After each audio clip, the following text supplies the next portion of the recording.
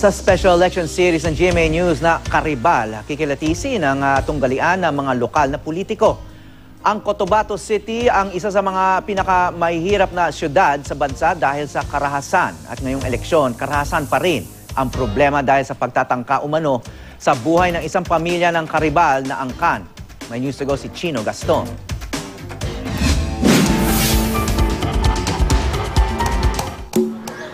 Sa darating na eleksyon, babawiin daw ni Muslim Insema ang pagiging alkalde ng syudad na pinamunuan niya ng mahigit isang dekada.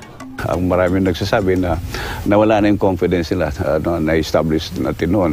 Dahil after I stepped down in 2010, ay nanumbalik yung takot. No? Ang kanyang Karibal, mismong sospek sa tangkang pagpatay sa kanya noong 2012. Si Japal Giani na ngayon nasa ikalawang termino na bilang mayor ng Cotabato City at 9 na taon ding nagsilbi bilang vice mayor sa ilalim ng nooy pamumuno ni Sema. Umarap sa amin ang kapatid at running mate ni Japal sa pagka-vice mayor. Before, ang Cotabato City, sinasabi nilang kidnap capital. Pero sa ngayon, wala na yun.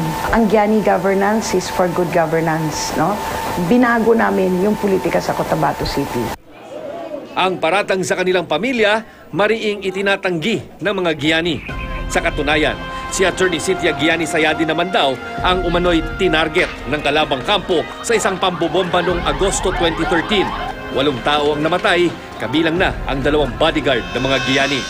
The easiest thing to do is to revenge, Pero I tried to hold back, to convince all my relatives and followers not to put the law into their hands. So let's leave the wheels of justice roll. Kung matatakot tayo sa mga ganon, ng mga threats, para na rin nating sinabi na tatalikuran natin yung gusto nating o yung clamor ng tao na pagsilbihan sila. Bagamat parehong may karanasan sa serbisyo publiko, magkakaiba ang kanilang naging pamamaraan sa paglikha ng kanilang mga pangalan sa politika.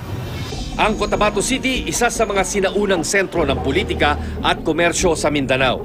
Melting pot o tagpuan ng tila nag-uumpugang mga kultura at paniniwala.